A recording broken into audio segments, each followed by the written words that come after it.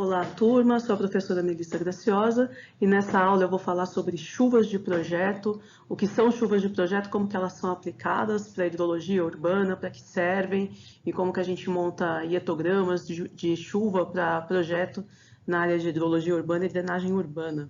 Essa é a disciplina de tópicos especiais em engenharia ambiental e urbana, com a temática hidrologia urbana da Universidade Federal do ABC.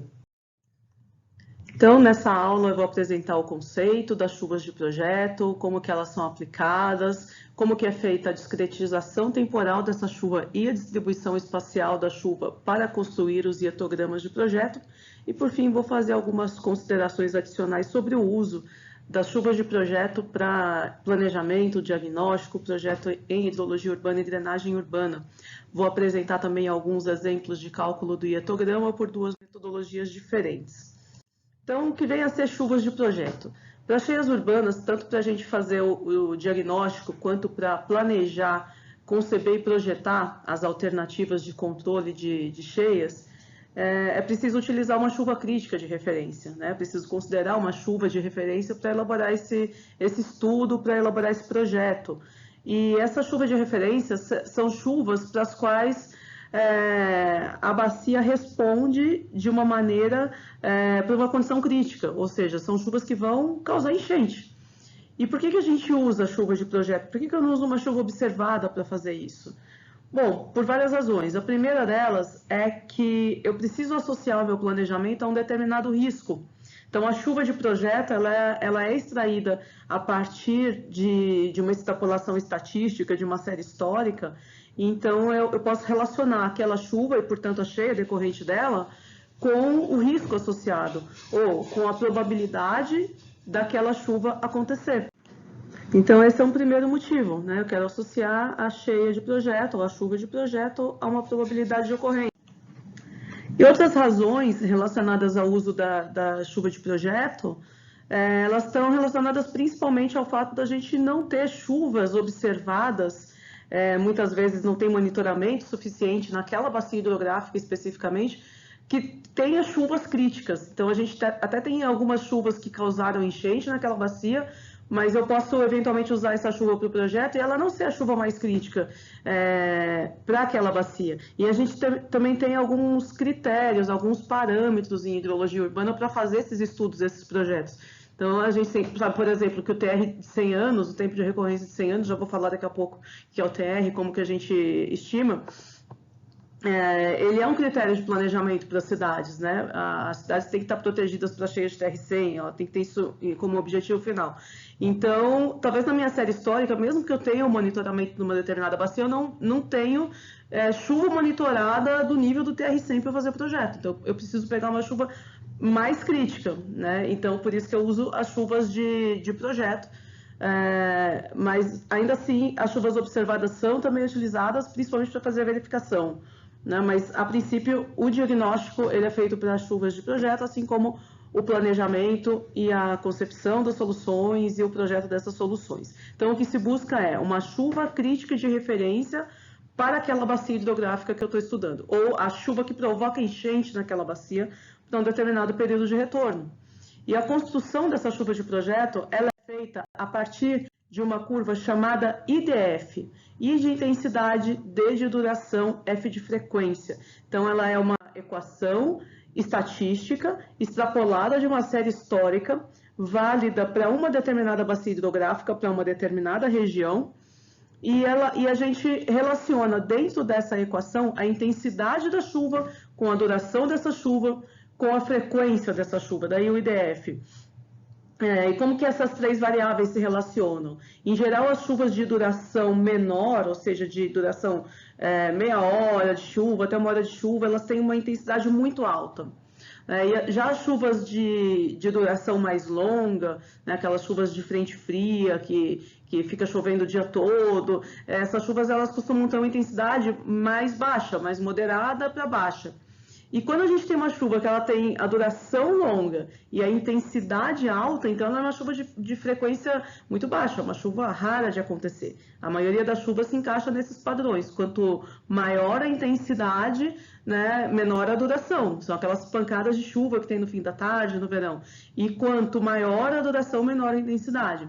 E quando, na medida em que a gente tem tanto intensidade fortes com durações mais prolongadas, então elas são chuvas de recorrência maior, ou seja, de frequência menor, né?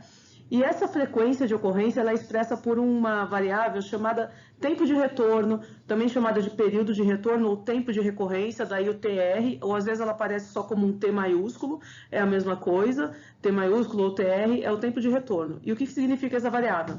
Dentro de qualquer série histórica, o tempo de retorno de uma variável é o tempo médio em que determinado valor da série histórica é igualado ou superado.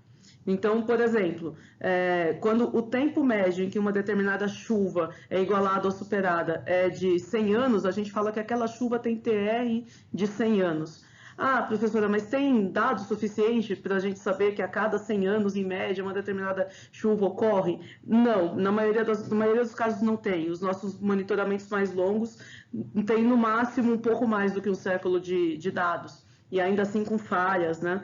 Então, o que se faz é uma extrapolação estatística a partir das variáveis monitoradas, no caso, a partir da chuva monitorada. Então, é toda uma área da hidrologia que é chamada de hidrologia estatística, que, dentre outras coisas, faz ajuste de equações de chuva para uma determinada série de precipitação de um determinado posto. Então, esses métodos estatísticos são aplicados naquela série e é feita essa extrapolação da curva IDF. Em geral, se trabalha com 30 anos de dados.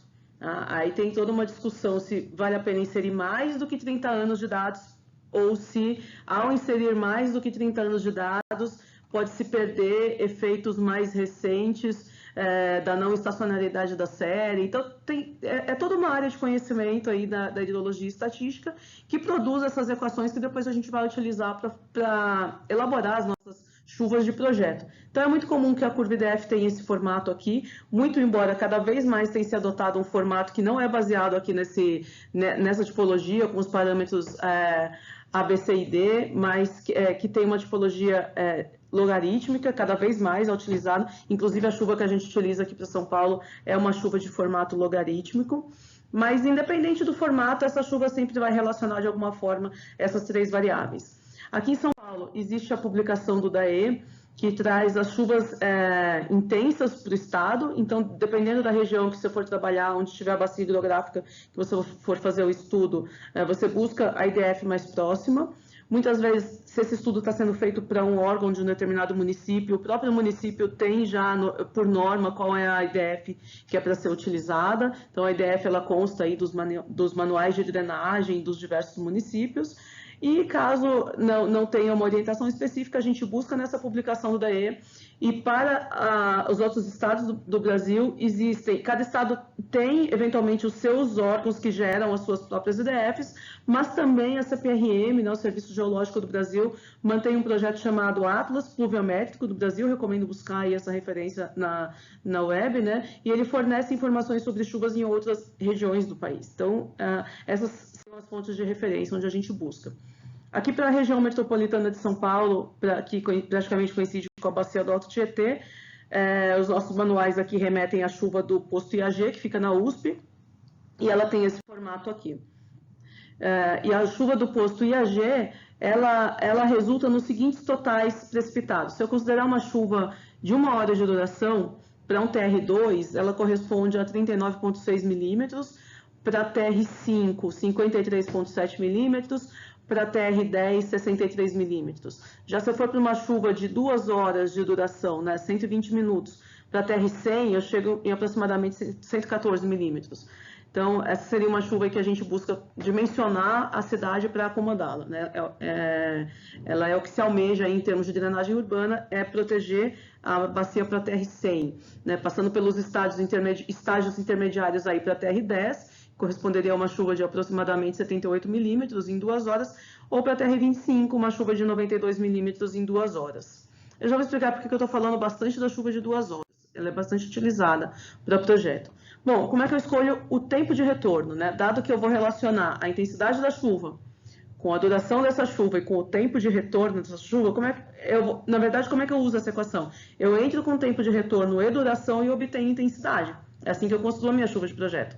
Então, como é que eu escolho esse tempo de retorno? Aí a gente tem algumas diretrizes dos manuais de drenagem urbana e de hidrologia urbana que são de acordo com a finalidade, né? Se for para projetos de microdrenagem ou para sistemas menores e descentralizados, a gente trabalha com os TRs mais baixos, de 2, 5 até 10 anos. Isso porque esses sistemas, eles têm uma capacidade menor e, de qualquer forma, a chuva excedente a um TR para qual esse sistema de micro está dimensionado, ela vai ser encaminhada e vai ser acomodada no sistema de macro.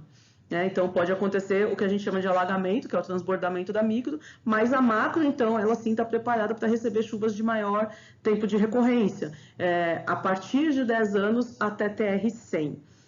Então, esse seria o objetivo geral da proteção para cheias em bacias urbanas.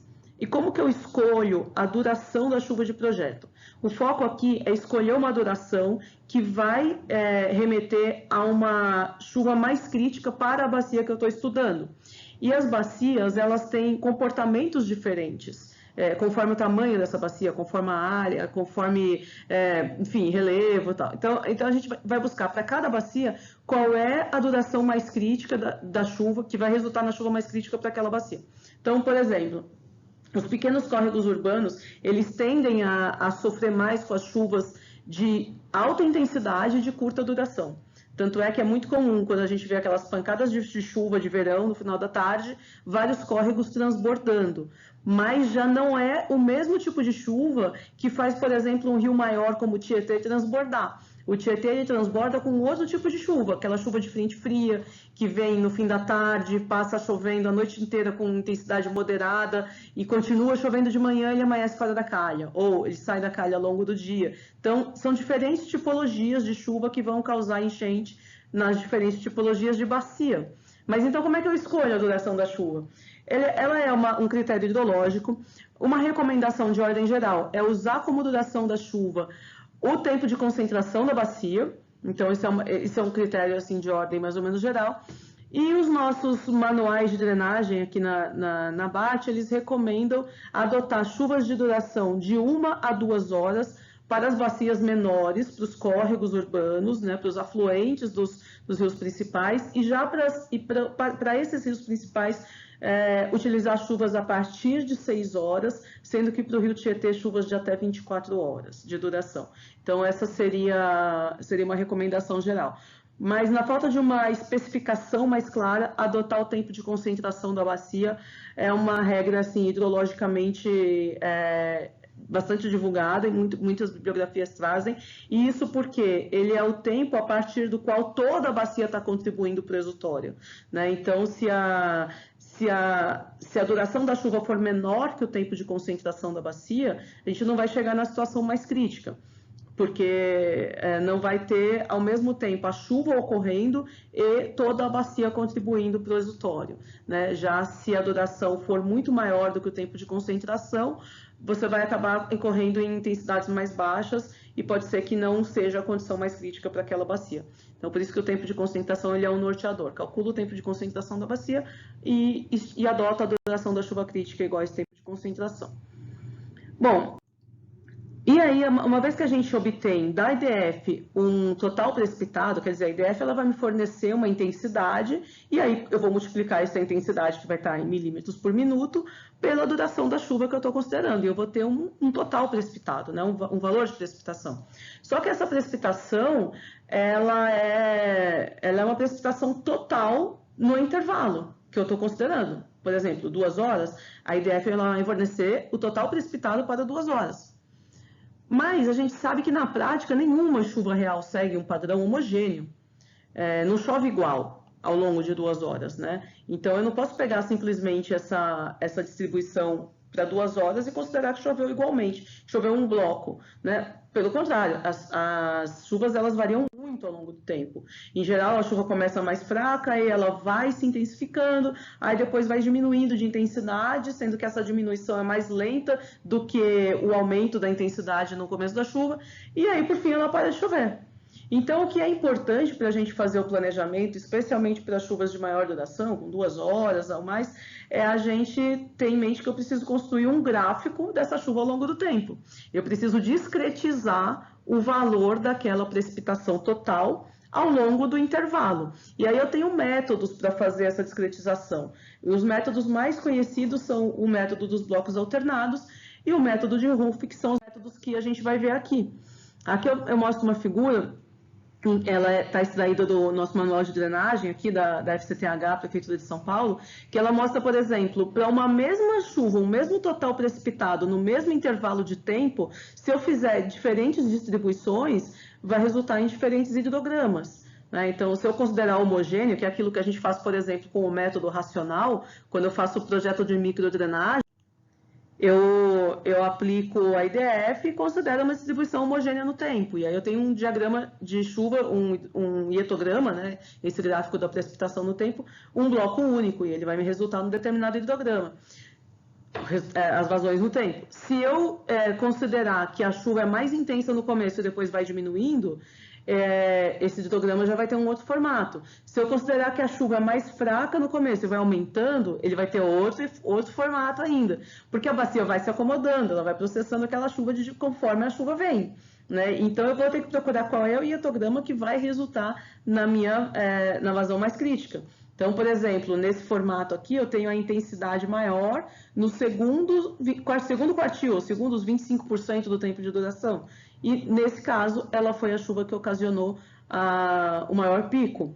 E isso é frequentemente uma realidade. Assim, quando a gente aplica essa distribuição de segundo quartil, que é chamado quando eu coloco a maior parcela dos blocos de precipitação no segundo intervalo de 25% da chuva, do tempo de duração da chuva, eu obtenho um hidrograma com um pico mais antecipado e também mais alto.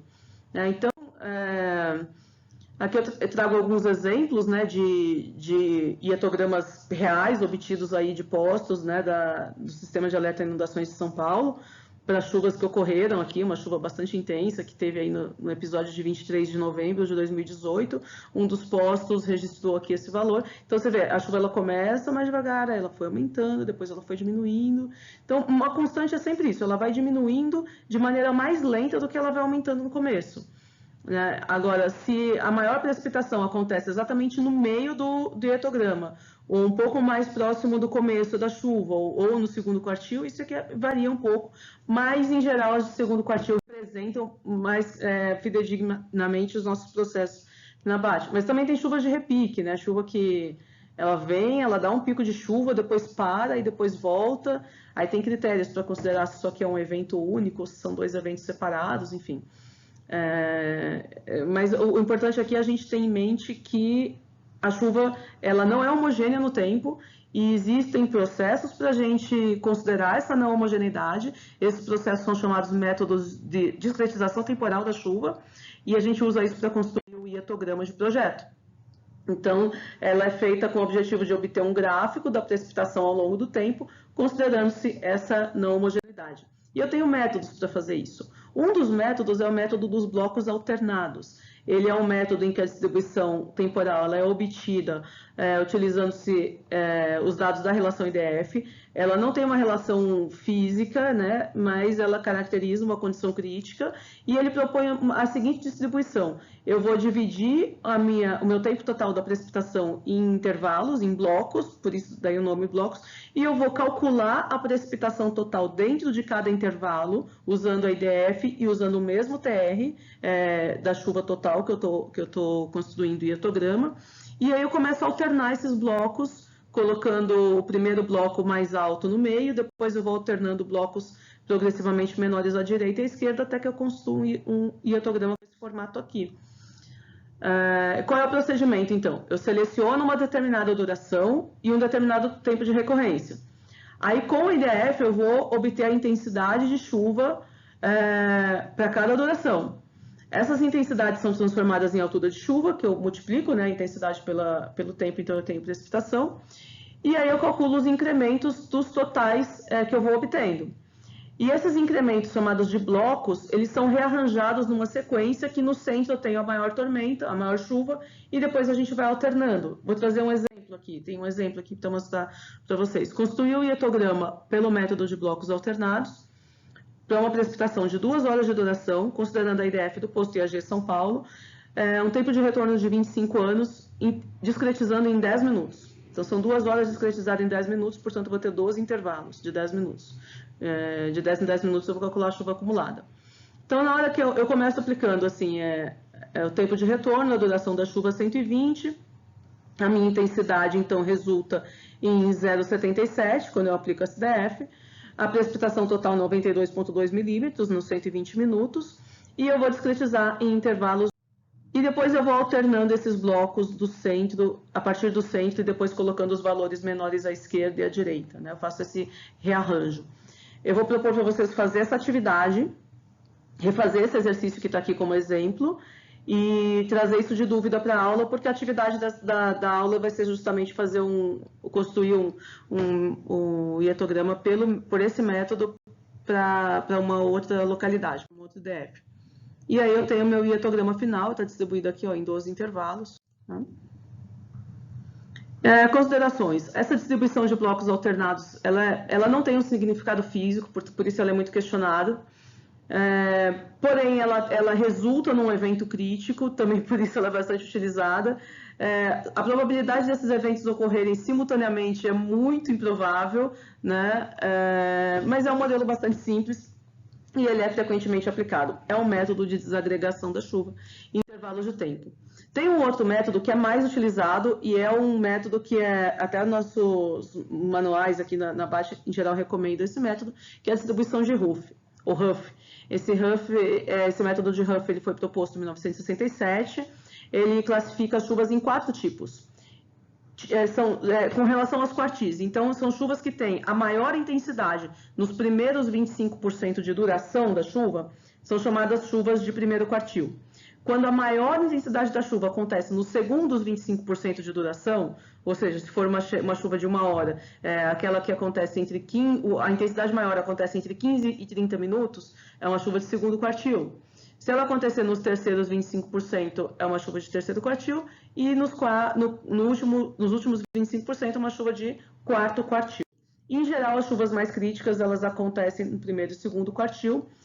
A frequência de ocorrência das chuvas, segundo esse estudo de Ruff, é 33% no primeiro e 33% no segundo quartil, 19% no terceiro e 15% são chuvas de quarto quartil. E é por isso que, em geral, a gente usa o primeiro ou segundo quartil para fins de estudo em hidrologia urbana. E aqui eu apresento as probabilidades, né? Esses gráficos foram extraídos do nosso manual de drenagem, da Prefeitura de São Paulo e FCTH. E eles apresentam aqui as probabilidades, né? Então, eu tenho o percentual acumulado de duração, sendo que 100% é o tempo total de duração da chuva. E aqui eu tenho o percentual acumulado da chuva. Então, no primeiro quartil, nos primeiros 25% acontece a maior parte da chuva. No segundo quartil, nos segundos 25%. E como que eu aplico, então, essa distribuição? Vamos supor que eu vou construir aquele mesmo hietograma que eu fiz lá pelos métodos dos blocos alternados, ou seja, precipitação IDF de São Paulo, 2 horas de duração, TR25, discretização de 10 minutos, só que agora pelo método dos quartis. Então, vamos fazer aqui inicialmente pelo primeiro quartil. Em 10 minutos eu tenho 8% da duração da chuva, né? É só o 10 sobre 120. Depois, em 20 minutos, eu tenho 17% acumulados. E assim sucessivamente, até o percentual acumulado da duração. E aí eu entro no gráfico para pegar o correspondente percentual acumulado da precipitação.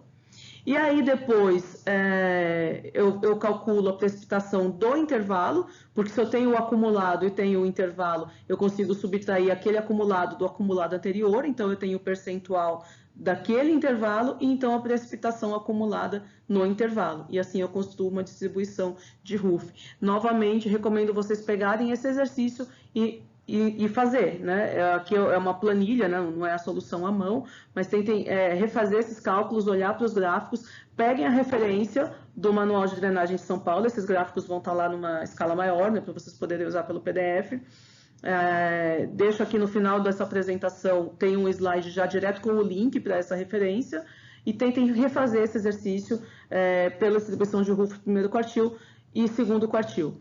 Depois, se vocês quiserem construir essas planilhas, ela já fica pronta e fica sendo válida para depois vocês usarem outras chuvas. Vai bastar mudar a IDF utilizada e a duração total, mas a distribuição vai ser a mesma.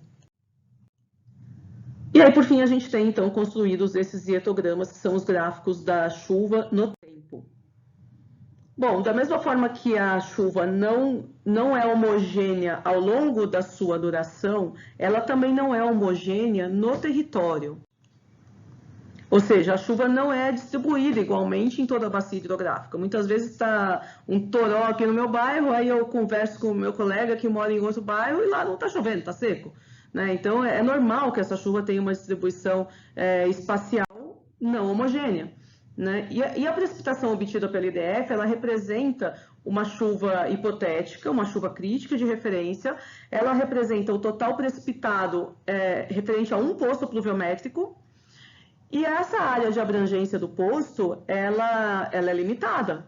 Se eu estiver simulando uma bacia do Tietê, eu não posso pegar uma chuva IDF obtida a partir de uma IDF de um posto e aplicar nos 2.000 km² da bacia do Alto Tietê, porque nenhum poço representa uma área tão grande assim. Ou se eu estiver modelando um Tamanduateí, que tem 330 km², eu não posso considerar que uma chuva de uma IDF vai representar a distribuição espacial em todos os 330. Né? Em geral, varia, e as bibliografias variam um pouco, depende de características da bacia, depende de relevo, mas de 10 a 25 km², não mais do que isso. Então, se a minha bacia tem até 10 km², ok eu considerar uma chuva homogênea, mas se ela for maior do que 25 km², necessariamente eu vou precisar fazer uma distribuição espacial dessa chuva. Né? Então, é necessário aplicar... De que forma que eu faço essa distribuição espacial? Eu aplico um fator K, um fator de correção da chuva, que vai representar o efeito da variabilidade espacial de modo a obter uma chuva equivalente para toda a bacia hidrográfica. Então, eu vou pegar aquela chuva calculada pela IDF e eu vou reduzir ela de um certo fator K, 0,9, né, 90%, 85%, 92%, tem método para calcular, nós já vamos ver. E assim eu vou reduzir a chuva e aí considerar que ela choveu homogeneamente. Aí eu considero uma chuva média em todo o território daquela bacia hidrográfica. Então eu trago aqui para vocês uma figura de uma imagem do radar operado, né, pelo SAISP, que mostra, olhando toda aqui a região metropolitana de São Paulo, uma determinada chuva, uma chuva bem crítica que aconteceu aqui em fevereiro de 2020, e teve lugares que praticamente nem choveu, né, na região metropolitana. E teve lugares que choveu mais de 100 milímetros. Né? Então, essa variação ela é muito grande. Né? Aqui eu mostro, por exemplo, a cidade do Rio de Janeiro, e tem os postos pluviométricos que tem curva IDF, e aí, a partir desses IDFs, você pode aplicar, para fazer a chuva de projeto, uma metodologia de calcular a área de abrangência de cada posto. Uma das mais comuns é o método de Thyssen. O método de Thyssen, ele considera que a área de abrangência do posto ela vai até a metade do segmento que liga esse posto ao posto mais próximo. E aí eu vou pegar cada posto mais próximo, vou pegar a metade da distância até cada posto e vou construindo um polígono da área de abrangência desse posto. Então, essa é uma metodologia geométrica para o cálculo das áreas de influência quando eu tenho mais de um posto.